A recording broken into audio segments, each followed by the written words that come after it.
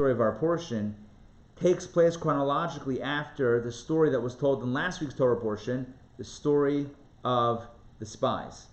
So, again, let me just recap this. Last week we read about the story of the spies, 12 representatives of the nation, one per tribe, who went to scout out the land of Israel, came back with a negative or disheartening report.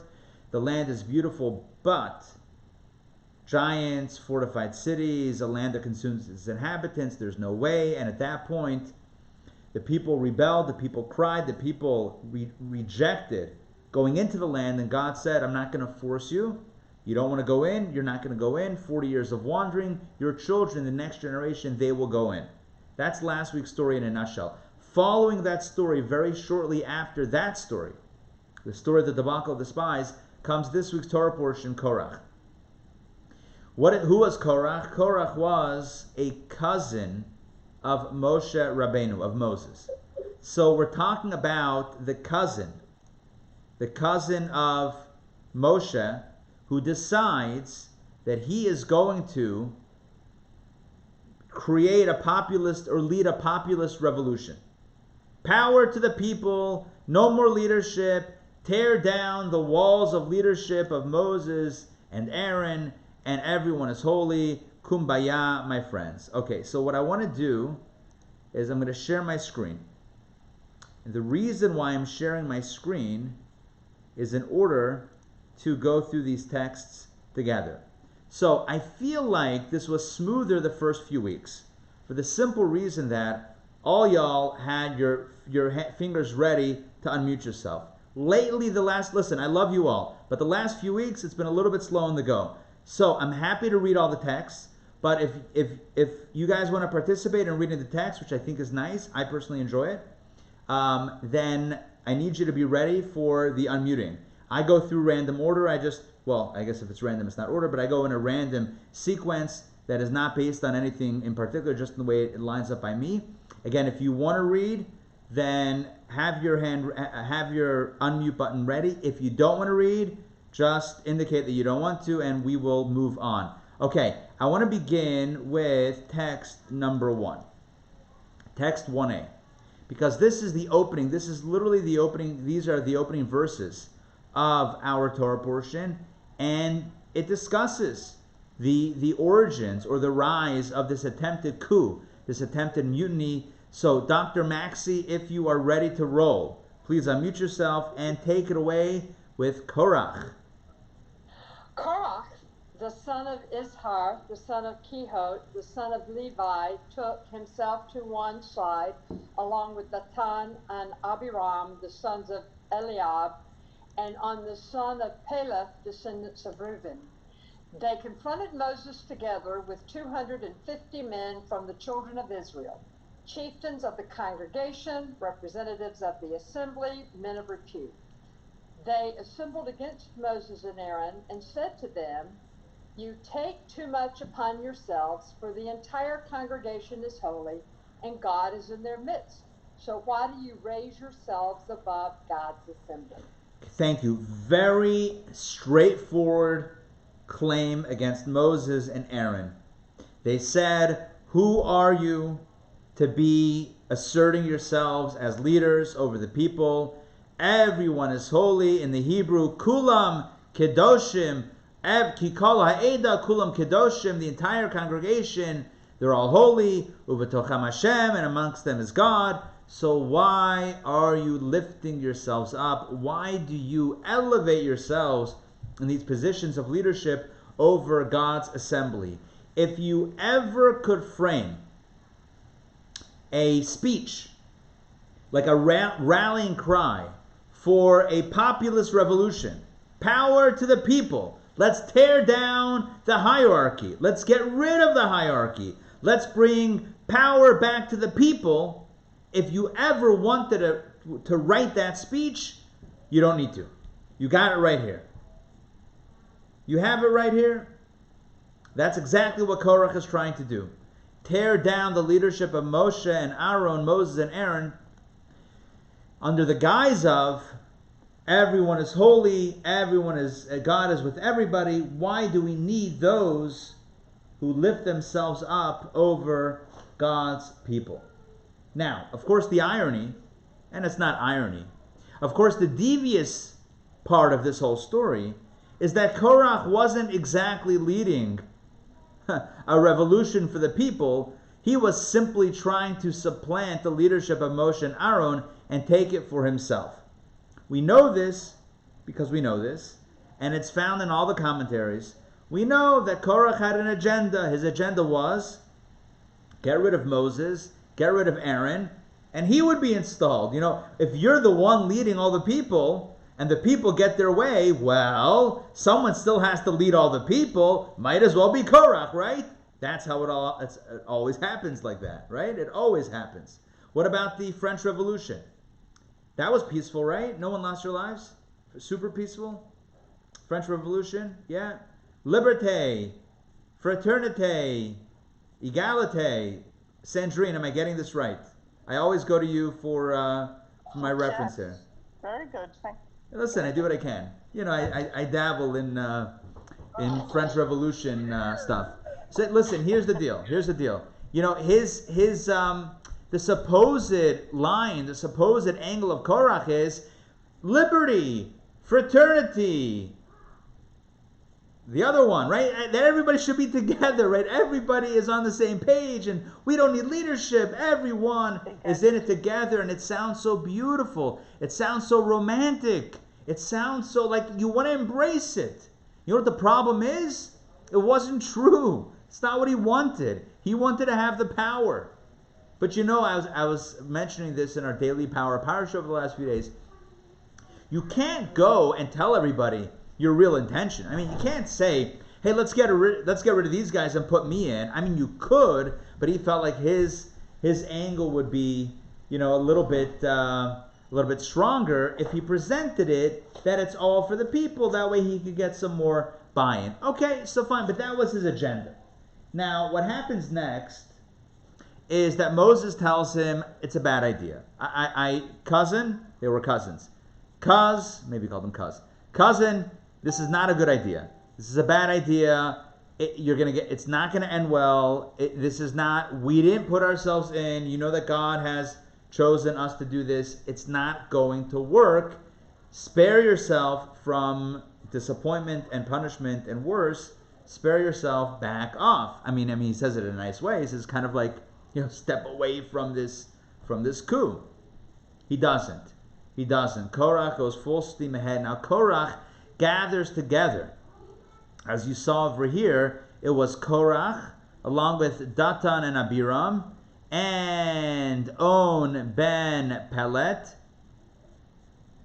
And in addition, there were 250 others, chieftains of the congregation. So those were essentially Korach's core group. Him, a few others, and the 250 people. Throughout this conversation, it goes back and forth, this dialogue between Korach and Moshe, Korach and Moses. Look, at the end of the day, what's decided, what Moses proposes, that rhymes, very interestingly enough. What Moses proposes is that there be, that they all allow God to decide who exactly is chosen. Because, as I mentioned before, Korach was gunning not only for Moses' position of leadership, but also for Aaron's position of high priesthood. He wanted the big kahuna for himself. He wanted the Kohen Gadol, how would you say it? The Kahuna Gadola. He wanted the high priesthood for himself. So Moshe said to him, look, if you feel like you deserve to be a high priest, if you really feel like everyone's holy, everyone can be priests if they just wish, okay, then let's have a contest. Here's what's going to happen. Take a look. You know what? Let's read this inside. Dr. Maxey, please read text 1b as well. Here it's Moses says to Korah. Here we go. Moshe said to Korah, you and your entire congregation should be before God, you, they, and Aaron tomorrow. Let each man take his censer and place incense upon it, and let each man present his censer before God. There will thus be 250 censers. and let you and Aaron each take his censer. So each man took his censer, and they put fire upon it and placed incense upon it, and they stood at the entrance to the tent of meeting with Moshe and Aaron. A fire came forth from God and consumed the 250 men who had offered up the incense. All right, well that's the end of the story. So what happened? So what Moshe says to Korach after he can't convince him to back off, he says, "Look, you're going to push, you're going to push, you're going to push. Let God decide." So I have a great idea. Why don't you and your group, 250 people, and you come along with censers? Censers we discovered recently. Not recently, but I discovered recently. It's a like a metal, a copper thing that has fire and incense in it. Then you can like waft it around, whatever. He says, "Look, take your 250 people, take 250 censers, go place incense. You also do it. Aaron will also do it. And then look, whoever God wants to do the Torah, to do the incense, God will take. And whoever is not worthy of bringing that offering, in other words, whoever God does not choose, will face some consequences for offering an unwarranted offering." And so it happens. Exactly so. It transpires. The 250 people, they bring their censers, they bring their Torah, they bring their incense. Aaron brings his, and you saw the end of the story here. The fire came from God and consumed the 250 men who had offered up the incense. If you're thinking this sounds a bit reminiscent, it does. There were two other people who lost their lives in a very similar situation, bringing an offering that they were not supposed to bring. Who were they? Extra bonus points. Extra Torah studies bonus points. Aaron's son. Aaron's sons, exactly. Nadav and Abihu, on the day of the dedication, the opening of the Mishkan, of the tabernacle for service, the day that it opened, they brought their own offering. Some say they brought exactly this. They brought the incense, or a form of incense that they were not required, not asked, not allowed to bring. And bottom line is that they lost their lives. They too were consumed. Korach didn't learn the lesson. He tried, they rolled a dice, 250 people brought this incense, they lost their lives. Okay, the story doesn't end. Now you would think that this would be a good demonstration. This would show everybody, including the other, the rest of the Jewish people that were observing this attempted coup, you would think that this would put an end to any that this would put an end to any questions about the authority, the leadership, or the divine appointment of Moses and Aaron. You would think that at this point, look, the fire comes forth, consumes the 250 men. Oh, I forgot to mention, the earth opens up, swallows Korach and Datan and Aviram, so swallows them alive. These guys die by fire with the incense. Those guys die by the earth opening up. You would think at that point, case closed, right? You would think, point made. God wants Moses, God wants Aaron, and God is not interested in any other sorts of ideas. You would think that it's clear. Not so fast. There was yet another demonstration to the leadership and the authority of Moses and Aaron. Take a look at what happens next. This is, just so we're clear, this is again from the book of Numbers, chapter 17, verses 16 through 23. Just to be very, very clear, after the earth... Oh, hold on, I hear noise. After... Make sure everyone is... Okay. After the earth opens up and swallows Korach, and after... and a few others. And after the 250 people die from the incense, after all of that happens, there's yet another demonstration of whom God chooses. Take a look at text 1c. You know what, Dr. Maxey, you're on a roll. Take it away. One more. Let's do it. God spoke to Moshe, saying, "Speak to the children of Israel, and take from them a staff for each father's house from all the chieftains according to their father's houses, a total of 12 staffs, and inscribe each man's name on his staff. Inscribe Aaron's name on the staff of Levi, for there is only one staff for the head of their father's house." You shall place the staffs in the tent of meeting before the ark of the testimony, where I commune with you. The staff of the man whom I will choose will blossom, and I will calm down, turn away from myself the complaints of the children of Israel, which they are complaining against you. Moses spoke to the children of Israel, and all the chieftains gave him a staff for each chieftain according to their fathers' houses, a total of 12 staffs, and Aaron's staff was amidst their staffs. Moshe placed the staffs before God in the tent of the testimony. And on the following day, Moses came to the tent of testimony, and behold, Aaron's staff for the house of Levi had blossomed. It gave forth blossoms, sprouted buds, and produced ripe almonds. Perfect, thank you. So what we have here is the second sign that affirms, divinely affirms through a miracle, divinely affirms Aaron's appointment as the high priest. Korach had a beef with Moshe and Aaron. Korach said, who put them in charge? Everyone's in charge. I want to be in charge. That's what Korach said. God said, I want to demonstrate that I have chosen Moshe and that I've chosen Aaron. So, the earth is going to swallow you. The fire is going to consume the 250 wannabe high priests who are trying to offer the incense. They're going to be consumed and die. And an additional, that's all one sign. The second sign is going to be the story of the 12 staffs.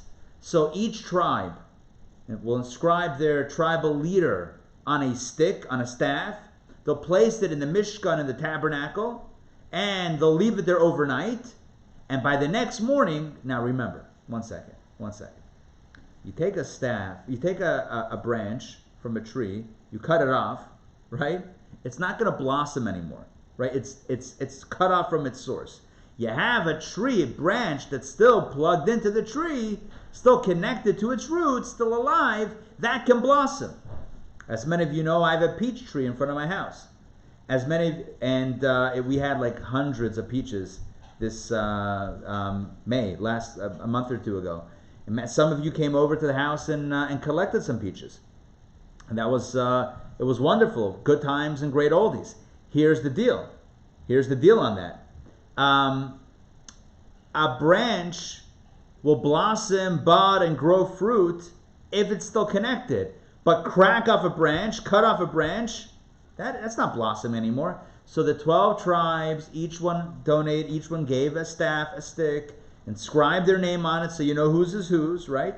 Right? You got to write your name on it. It's like a card thing where you sign the card, put it back on the deck, right? So each one inscribed their name on one of the staffs, put it in the tabernacle. Overnight, the next morning, what happened was, it was only Aaron's staff from the house of Levi that blossomed. It gave forth blossoms, sprouted buds, and produced ripe almonds. Okay, so that is what happened. So here's the deal. We have a few questions. And I'll tell you what those few questions are in a moment. But first, make sure that my camera angle is still kosher. Okay, it's for the YouTube. So, a few questions. Question number 1. Why the need for the second sign? Wasn't the first sign, divine sign, wasn't that first sign sufficient? Wasn't it enough of a proof that Moshe and Aaron were really chosen by God? I mean, look, Korach and his folks get swallowed up by the earth. The 250 people bringing incense are zapped. I mean, is it not obvious that God is not interested in other people trying to take over these positions? That Aaron was truly chosen? Isn't that clear from that part of the story? Why do we need the second sign, which is, again, the story of the 12 staffs, where, Aaron's staff miraculously blossoms? So again, first question is, why the need for the second demonstration of God's chosen high priest? Second question, L'chaim, that's question number 1. Question number 2, Question number 2 is, as everyone taking a listen, L'chaim, LaCroix. Second question, why the almonds? What's the deal with the almonds? I mean, couldn't this stick have produced any number of fruit or growth? I mean, it could have done anything. It could have produced, peaches, or it could have produced cherries, or whatever. It could have produced any number of items. Why specifically almonds? Right? The whole point was to show that Aaron's staff, Aaron is the chosen one. Aaron is the high priest from amongst all the tribes. The tribe of Levi is the chosen one, and from the tribe of Levi, it's Aaron who's the high priest. So it's the one staff from all the 12 that blossoms is Aaron's. Okay? But why specifically almonds? That's the second question. And our first question was, why the need for a second demonstration of Aaron's chosenness? Everything's coming across clear so far? Yes? You understand the questions? Good. Fantastic. I have faith in you. Now, take a look. Take a look as we go back inside. Take a look-see at. Oh, by the way, I'm looking around the screen, and I want to welcome, very special welcome to Lolly. Hey, Lolly. It's good to see you. By the way, hold on. I know what you're thinking. How come I didn't get a shout out? That's what you're all thinking that. The answer is because I see you all the time. And I already told you that I love you guys. So listen, we're already right. But Lolly, it's been a little while. It's good to see you. Hi everybody, and hi Lolly. Good. That's it. Thank you, Rabbi. All right, awesome. Great to see you. Now, let's get back in. So we just asked 2 questions. Why the need for a second demonstration? Second, proof that Aaron was chosen. And why is the proof not in the pudding, but in the almonds? Why the almond pudding? Why the almond proof? Good. Let's jump into some answers. First question first. I'm going to share my screen again. Let's get this up and running. Okay, here we go. We are going to look at the Chizkuni. The Chizkuni is a commentary, and he writes the following. Linda, are you available to read? I am. Nice. Quick on the draw. I love it. Text. Listen, you guys, I put you on call tonight. Text number 2, take it away. I had my cursor in place. Good. And take from them a staff. This test was necessary inasmuch as they further quarreled regarding the tribe of Levi. The sign of the fire pans was only regarding Aaron alone. A further sign was needed to distinguish between the tribe of Levi and the other tribes. Oh, so look how the Chizkuni frames it. The Chizkuni says that why the need for 2 tests? Why the need for 2 proofs, if you will, 2 miracles? He says, look, the first miracle with the fire pan competition or contest, where everyone else died except for Aaron, who brought the incense, and God accepted that. That was a demonstration. That was proof that God chose Aaron. But how do we know that Aaron's children, right? That it's going to be passed along. That the kahuna, the priesthood, goes in a hereditary way to the tribe of Levi to his children. That was where the second sign comes in. That was a staff that was kind of symbolic of the entire tribe. In other words, a broader group. So the first sign or the first proof was Aaron as the individual. So there was an accusation, if you will, against Aaron, saying, who put him in charge? And God says, I put him in charge. That was the first demonstration. The second demonstration was, oh, and by the way, I'm also putting his children in charge. His children will be the Kohanim for all time. They will be the priests for all time. So these 2 proofs, these 2 tests, these 2 demonstrations, these 2 miracles demonstrated that Aaron was chosen and that his children, his progeny, would likewise be chosen, the tribe of Levi.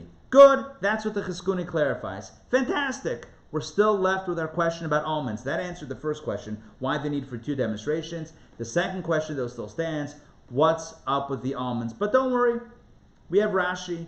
Rashi to the rescue. He comes in, a cape with the R on it. here we go. Rashi comes in, and Rashi helps us out. Text number 3, explaining why the almonds. Sandrine, live from Michigan. Am I Michiganing you right? Correct? Is that correct? Michigan. Michigan. Yes. Michigan. New Buffalo.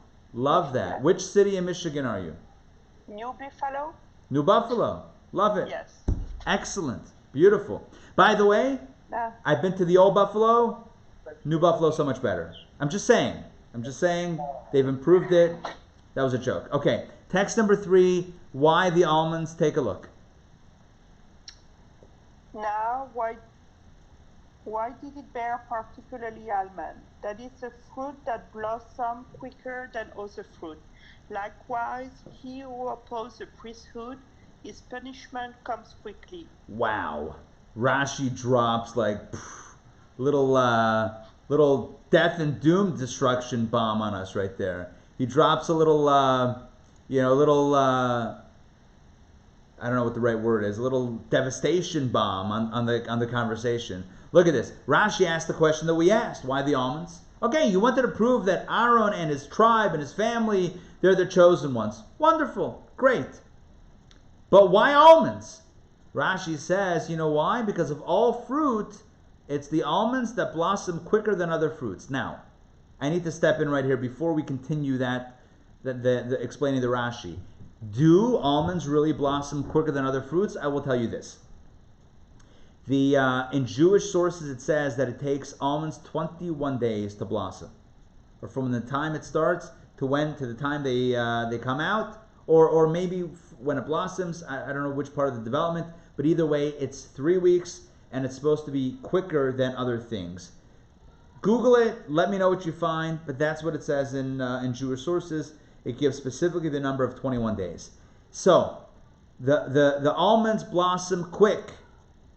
And what's the message? So what's the point? So Rashi says, if someone opposes the priesthood, Aaron and his family, his punishment, like the almonds, his punishment comes quickly. That's the message from the almonds. Remember, this whole story began because Korach and the folks, and the 250 folks, were opposing the kahuna, the priesthood, and Aaron's role in the priesthood. So the message here is, no, God says, I chose Aaron, I chose his children, and if you oppose, then it's not going to be good. It's going to be not good real quick, like the almonds blossom quickly.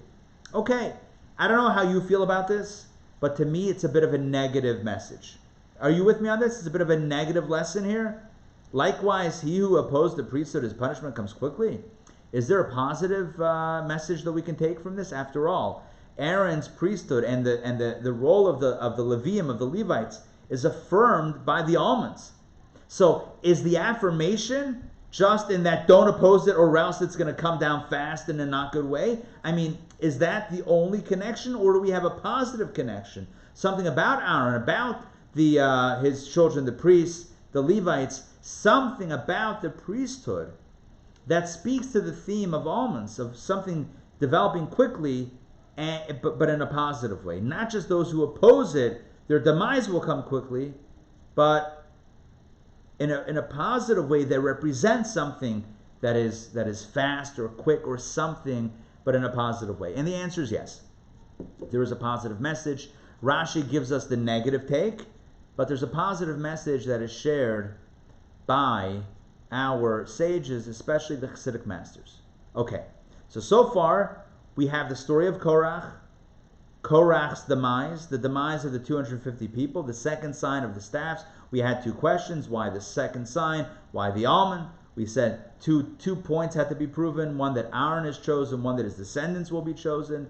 And the second point regarding the almonds, death and doom will come quickly to those who oppose the priesthood. And then I asked the question just now, is there a positive lesson? And the answer is yes. Let's unfold that positive message right now.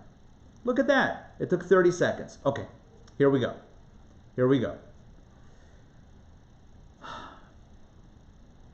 In order to understand this, we're going to get into a Talmudic discussion. The Talmudic discussion is regarding the trumpets. they would have certain trumpets that they would sound. They would blow the trumpets to announce the onset of various special occasions. Like, for example, Shabbat. Before Shabbat, they would sound the trumpet 6 times to announce the approach of Shabbat. If any of you have been in Crown Heights for Shabbat, anybody been in Crown Heights for Shabbat? I know many of you have visited Crown Heights, but Crown Heights for Shabbat, maybe one day soon we'll have Shabbat in the Heights, right? Maybe one day soon we'll be able to do that. But if you've ever been to Crown Heights, or maybe even some other Jewish communities, before Shabbat, they have a siren that plays, like 5-10 minutes before candlelighting. This big, it's like an air, like an air raid siren. Imagine like an air raid siren, like go to your bunkers, something's about to hit. Like level of sound. They have it in Jerusalem. In Yerushalayim as well. Good in Yerushalayim as well. In Yerushalayim for Shabbat, yeah. Yes, excellent. Good. So they have it there as well. This goes back to ancient times. Before air raid sirens, right? They used to sound the trumpets, the trumpets. They had silver trumpets, which the Torah talks about the making of, and they were supposed to sound it for the holidays. So they would sound 6 trumpet sounds before Shabbat to announce the onset of Shabbat, and the same thing is true before the holidays. The Talmud is wondering the following question. The Talmud is wondering, what's the deal? What if Yom Kippur falls out on Saturday night, Sunday? Okay? Let's just say. Now, I don't believe it can, the way our calendar is set now, that Yom Kippur falls out on a Sunday. I don't believe it goes straight Friday into Sunday. I don't think I've ever had that situation. But back in the day, they didn't have a set calendar. It went by the moon sightings, and it was a bit of a different setup. So the question is simple. So if you have Shabbat and you go straight into Yom Kippur, start Saturday night, do you sound the shofar on Shabbat, toward the end of Shabbat, in anticipation for Yom Kippur, or not? We know typically you're not going to sound the shofar on Shabbat. We typically don't, play instruments or sound the shofar on Shabbat. However, maybe it's for a good cause. Maybe it's for a good cause because we want to alert folks that the holiday is upcoming. You're going from Shabbat to Yom Kippur, so maybe you sound the sounds. And in fact, it would be useful for the Kohanim, for the priests, who need to know that you have a new day, a new service, and it's going to be the holy day of Yom Kippur with a very unique sacrificial service to boot. So maybe you do sound the shofar.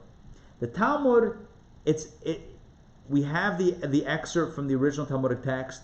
I'm going to read it only because it's a little bit complicated. I want to throw in some commentary as I do it. It's going to be a little bit convoluted, just because we're pulling it out of context. But hopefully, I'm going to give you enough context and explanation to make it work. Again, we're talking about sounding the trumpets on Shabbat for Yom Kippur. And should the Kohanim, maybe the priests need it, maybe they don't need to hear it. That's what the Talmud is getting into. Sharing my screen in 3, 2, 1. Let's jump in. Okay, here we go. The Talmud says, Tractate Shabbat. The Talmud says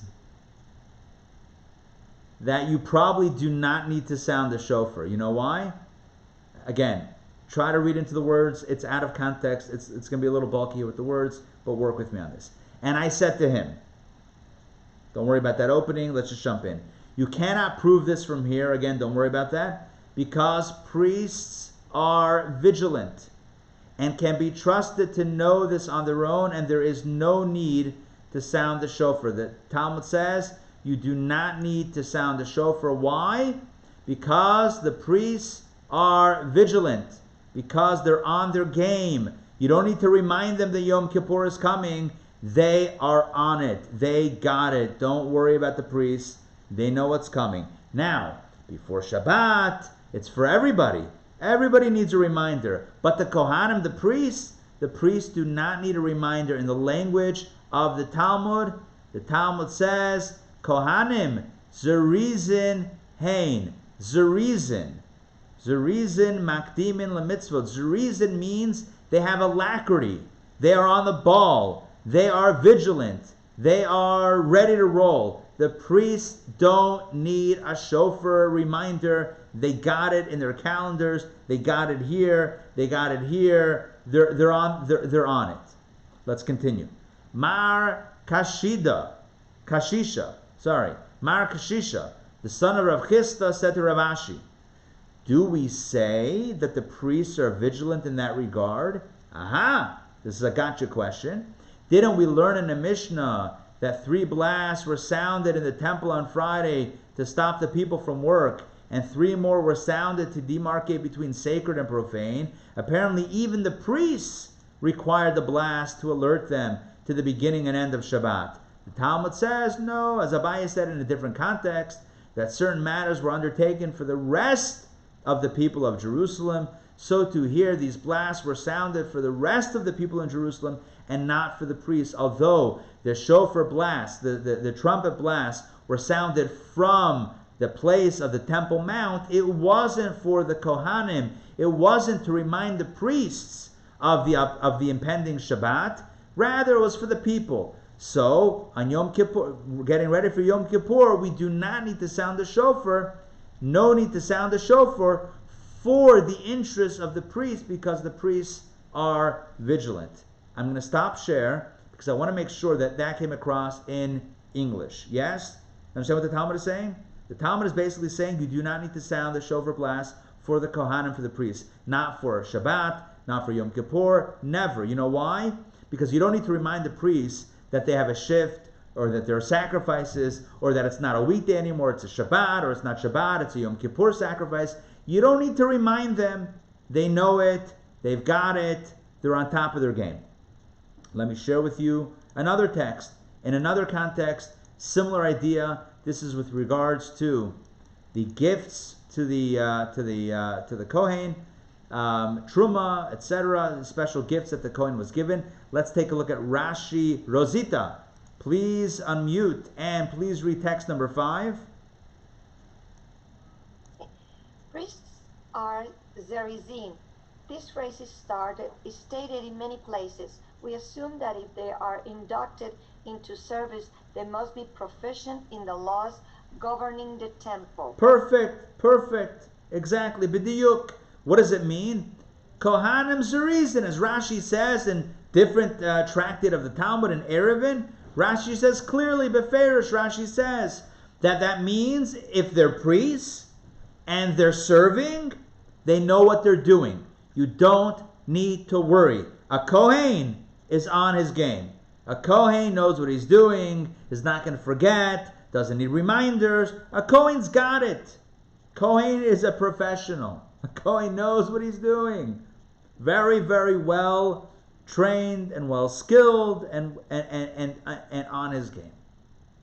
But as you see, if you see peeking at the bottom of your screen, maybe you're someone that likes to look ahead. I admire that in you. But if you look ahead, you know what you'll find. You'll find that it says nature or nurture, and in fact, that is my next question. Not to be or not to be. That's so not the next question. The next question is nature or nurture. We just said that when it comes to a Kohen, you do not need to be concerned. You do not need to send the Kohen a reminder, a text message, a shofar meme. You do not need to send the Kohen a reminder about what the Kohen needs to do. The Kohen's like, I got this. No need to worry. Zuriz and Hain, they got this. They're moving. They're on it. They're on the ball. They're on their game. That's it. Now here's the question. How'd they get like that? How did Kohanim get like that? And I'm going to give you 3 options. Not 2 options. Nature, nurture, amateur hour. 2 options, amateur hour. We have 3 tonight, my friends. 3 tonight, 3 options. Is it nature? In other words, is it that biology, baby, the Kohen DNA, right, 23andMe, you do the genetic testing, you got the Kohen gene, that's going to indicate that you're on things. You're the type of person that's got your responsibilities. You got it. You don't need reminders. You're on it. You get it done quickly. Alacrity, zrizenhain. Is it nature? Is it biology? Option number one. Option number two. It's not biology, but rather it is learned behavior. It comes with training, with education. It comes with training others. It comes with becoming so ingrained with the service of the priesthood, right? That so much training, so much learning, so much teaching, that it becomes integrated and zrizenhain, and they're on it because there's so much education. So, is it a genetic trait that they got their stuff? Is it a learned quality or skill or reality? Is it learned? Or number three, I told you we have an extra one. Not just nature and nurture. One more.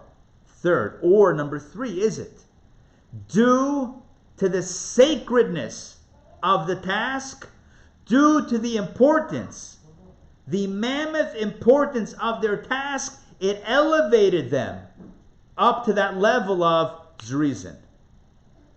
Does that make sense, what I just said? I'm not getting a strong reaction. And that's fine. So I'll say it one more time quickly. Is it number one, nature? Genetically, they're wired to be on top of their game. Quick, alacrity, they got it done. Is it number two, second option? Is it a learned behavior through education, training, and them teaching, becoming mentors for other Kohanim, for younger Kohanim? Because of all that, because of all the repetition, all the training, it becomes ingrained in them, and therefore becomes second nature, and they're on it. Or number three, it's not nature, it's not even training. It's how serious a task they have, how important an obligation they've been given, that they naturally rise to the occasion. When you give someone a very important job, that itself brings out the power in them, and they don't forget. And they don't drop the ball, and they're on it right away. So is it inherent? Is it learned? Or is it from the outside due to the sanctity and sacredness of the task at hand? The truth is, we have indications for all three. We're going to go back in reverse order. 3, 2, 1. In other words, I'm giving you the outline now of what we're about to do. In other words, when we look through the sources, we will find that in some places it says, you know why the Kohanim are zrizin, you know why they're all in, why they're so on their game, they don't need any reminders, they don't need any encouragement, they do it, they get it done early. You know why? Some places say because they have a very holy task, special task. Some places it says because of their education and their mentoring. And other places it says, you know why? Because of their spiritual DNA. All three are indicated in the sources. Let's go through them. You might be wondering, why is this relevant? If you're wondering that, then you need to know how we roll here, right? Everything gets tied up at the end. So if you think there are loose ends, we don't do loose ends. That's not how we roll here Wednesday nights Torah studies. We don't have like little extra plot devices that just never, just stay out there. That's not how we roll. Everything's going to get tied together. So if you're wondering how this all connects, just hang on. Just give it some time. You'll see it. Again, why were the Kohanim zrizin? How did they get like that? Is it nature? Is it learned? Or is it the sanctity or sacredness of the task? The answer is yes. Let's go through all three. And for this, I will share my screen one more time. Let's get back into the text. Here we go.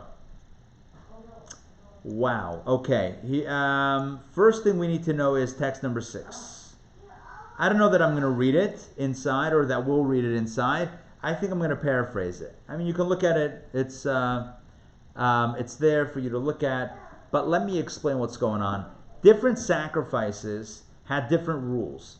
So if you brought a sacrifice, let's say during the day, okay, because you could only bring sacrifices during the day. If you brought it during the day, so some were completely burned on the altar, some were eaten by the Kohanim, some were eaten by the person who brought the sacrifice. So every sacrifice was different. But let's talk about one of the sacrifices that would be eaten by either the priest or by the person who brought it.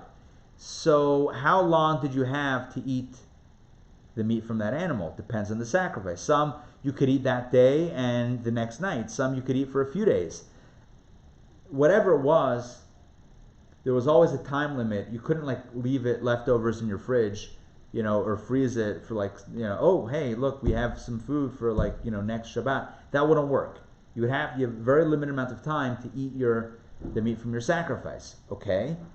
So let's read it inside. Maimonides says, text number 6.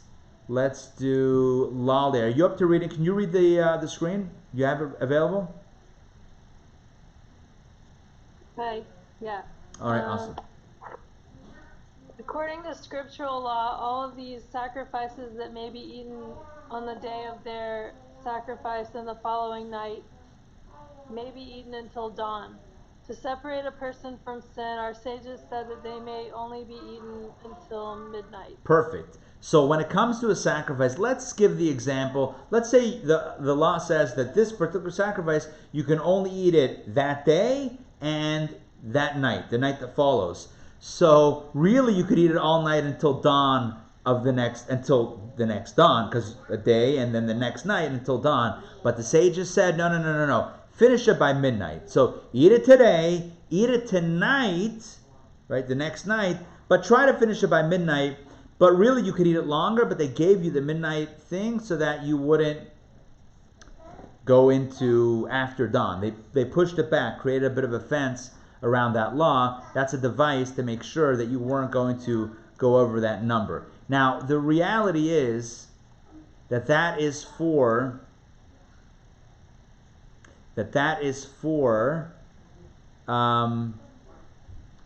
everybody, including the priests. Again, take a look. Take a look at what we said, what Lali read in text 6. You can really eat it all night until dawn. But in order to make sure that everyone's going to do it right and correctly, they moved it back up till midnight. Okay, because we don't trust people, so we basically gave them an earlier deadline because we don't trust people. People are always pushing the envelope on time. Like, oh, I have another minute. If you tell people till dawn, they're going to end up eating it for breakfast after it gets light. So you push it back to midnight, so even if somebody's a little bit, not so careful with time, they're still going to be hopefully within that window of the night. So that's a device to get everybody on board and to make sure that they're doing it right. But the truth is, even the priests were told to eat it by midnight. And the question that all the commentaries ask is, why the priests? Didn't we say that the priests are zrizin, that they're on their game? You can tell them till dawn. Why do you have to move it back until midnight? So I'm going to read this. We have a beautiful answer from Rabbi Menachem Azariah Dafano. He writes like this, 2 answers. Number 1, by the way, this is the Ramah. The famous Ramah, the Rema, one of the famous commentaries writes the following. We only say that the priests are diligent, that there's reason regarding temple service. When it comes to the service, that's when they're diligent. This was not a service. This was eating food. This is eating meat. The concern is that even for the priests, that if you give them the whole night till dawn, they might be a little bit loose with time and they might go after dawn. So therefore, even the priests that are usually diligent, you still tell them midnight, because this is not part of the temple service. This is eating meat from a sacrifice, but it's not part of the service itself. Another answer, and I'm going to summarize this answer. It's a bit of a long answer, and it's a bit complicated the way it's written. The answer is no, we really do trust the priests, but we don't want to make a distinction between the priests and everyone else, because that's going to be complicated. Imagine if we had 2 sets of rules. Everyone else has to eat their sacrifices by midnight. The priests could do it until dawn. At that point, everything's confused, and you're going to lose the whole point that you're trying to do, which is move people back. Because we'll say, if the priests can do it, then we can do it, and then the whole thing's going to get ruined. So therefore, we tell the priests, you know what, take one for the team. Also, we're going to tell you midnight. Also do it by then, even though we trust you, but we don't trust others. Therefore, but toe the line, keep it the same, keep it synced with everybody. Therefore, do it by midnight.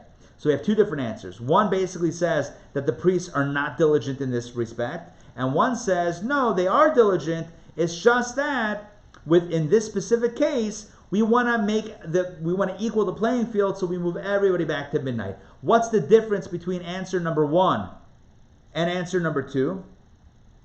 Answer number 1 says, we do not say the priests are diligent in this case. That's only with regards to temple service. When it comes to eating from the carbon, eating from the sacrifice, which is not a service in the temple, it's, you're eating it at home or whatever, it's later on you're eating it. So therefore, we are concerned that the priests also will not be on top of their game, and therefore we have to move them back to midnight. That tells us that it's not genetic. Are you with me? I hope you're following me with this logic. That tells us that it's not genetic, that they're not inherently zeris, and they're not inherently diligent. It's only that in this case, by temple service, not this case, it's only in the case of temple service, because of how important the service is, that they are zeris, and that they're very careful because of the magnitude of what they're doing. That's like the third rationale that we gave before. The second answer says no, they are diligent. They are diligent by all cases, and that would go either like the first or second rationale. Either it's genetic or it's learned through their training, but either way, they've become diligent people in all regards. So, again, just to clarify, we have 3 different ways of understanding, 3 options of understanding why they're diligent or how they became diligent. Either inherently, genetically, or number 2, it's learned, or number 3, because of what they're being called on to do, that evokes that within them. So we have one answer here that speaks to it being evoked by the temple service. We have another answer that says no, they have it inherently within them. The reason why in this case they're bumped back to midnight is for technicality, so as not to confuse everyone else. Now, what is the rationale for the learned behavior? If we want to say that their diligence is not inherent but is learned, where does it come from? So here we go. Again, I'm going to read the text now because we have to get to the punchline, and we're almost near our time. Take a look at Deuteronomy. It talks that this is the blessing to the tribe of Levi, to the Kohanim. It says that they shall be the teachers. They shall teach your ordinances to Jacob and your Torah to Israel. They shall place incense before you and burnt offerings upon your altar. That is a reference. The incense and the burnt offerings, we know who did that. The Kohanim. The Kohanim were also the ones, therefore, who shall teach your ordinances to Jacob. They were the teachers. And as teachers, Maimonides says this, Rashi says this, they're teachers. The priests are diligent, says Rashi, for they are God-fearing Torah masters. What evokes their diligence? Why are they reason? Because they are students and teachers of Torah. They are Torah masters. That brings out the diligence or the reason. They're on top of their game because of their proficiency in Torah. That is, again, not nature, but that is a learned quality. And finally, we have the final idea, which is, again, this comes from here, from the Rebbe's teachings and other teachings, other mystical teachings that talk about the inherent nature of Aaron's, of the Kohanes, zerizus, of their alacrity. Take a look at how the Rebbe frames it, and now we come back to the lesson from the Almonds. One of the lessons, I'm reading inside, one of the lessons to be learned from the Torah portion of Korach. The Torah tells us that the symbol of Aaron's priesthood centered on the almonds. One of the explanations given as to why God chose the symbol of almonds is because they ripen. From the moment they blossom until they become fruit in a brief period, the fruit are very quickly ready to eat. This underscores 2 ideas. The Alter Rebbe explains that priests are blessed in this regard. When they bless Israel, the blessings not only come to pass, but moreover they are drawn down here below rapidly without any delays. And the second point, the Talmud states that priests are diligent, that the work of the priests was performed in a manner of almonds. Not only did they do the work, but they did it with alacrity, and now it all comes together. What does it mean? What's going on here? Let me explain. We asked the question before, why is it that the sign to affirm Aaron's priesthood and his children's priesthood, why that sign was associated with almonds? And we had Rashi. Rashi said to show that if you challenge, it's going to be a quick end, quick punishment. And now we have a positive understanding. No. The almonds are not teaching us about the guy who's trying to start trouble, that they're going to get a comeuppance quickly. No. Or, I can't say no, Rashi says it. But in addition to that, there's a positive message. That the almonds speak to the nature of the Kohen. Who was the Kohen? Someone who worked with alacrity. And why did they work with alacrity? Because they were blessed. As Kohanim, they were blessed Number one, they were blessed with an important task. Number two, they were blessed with Torah training and knowledge and teaching. And number three, they were blessed inside their DNA to be people that had and carried alacrity. They got the job done, and they got it done quickly. It's getting it right and getting it done right now as well. So let's talk about takeaways.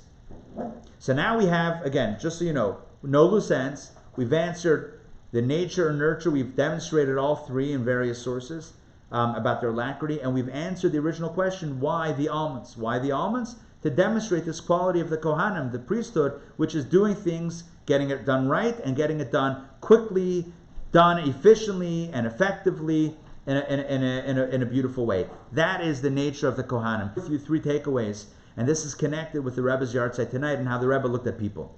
I would say one of the greatest qualities of the Rebbe's leadership is the fact is how the Rebbe looked at others. I'll tell you this: most people don't trust others. You might disagree with me, but then I'll disagree with you. Most people don't actually trust other people. They don't. Most people do not trust other people. I don't mean that you think someone's going to rip you off. I don't mean that. But I mean, like, if you really want something done, you know the phrase, do it yourself? Yeah, you know that one? Most people really believe that no one can do that thing as well as they can. Most people believe that there are things that they can do better than others, and they don't trust others exactly with those things. That's the fact. The Rebbe had an incredible faith and trust and belief in others. The Rebbe really, really genuinely believed in others. The Rebbe really believed in others' potentials, the potential of others. And therefore, the Rebbe taught us that it's within the power of everybody to step up to the plate and do what they need to do and do amazing things and live the life that they can live and bring Mashiach and fulfill the purpose of the universe, of creation. The Rebbe really believed in you and I. The Rebbe really believed that we could get it done, that we have what it takes. The Rebbe didn't handhold, the Rebbe didn't coddle, the Rebbe didn't say, I'm going to do it for you. The Rebbe said, you can do it. I want you to do it. I need you to do it.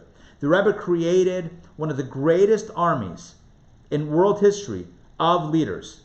I don't know of anybody who's created more leaders that have had a greater impact than the Rebbe and his 5,000 plus 6,000 shluchim and Chabad houses around the world, who each hopefully empower in turn others to empower others to empower others. The Rebbe created a machine, and I don't mean that in any of a trivial sense. The Rebbe created an army of individuals who he trusted to lead and who he trusted to empower others in turn to lead as well. Because the Rebbe really believed in people. And so what's the takeaway here? The takeaway is on all three levels, you and I are empowered to act in a way that's effective and act in a way that's good and act in a way that is with alacrity.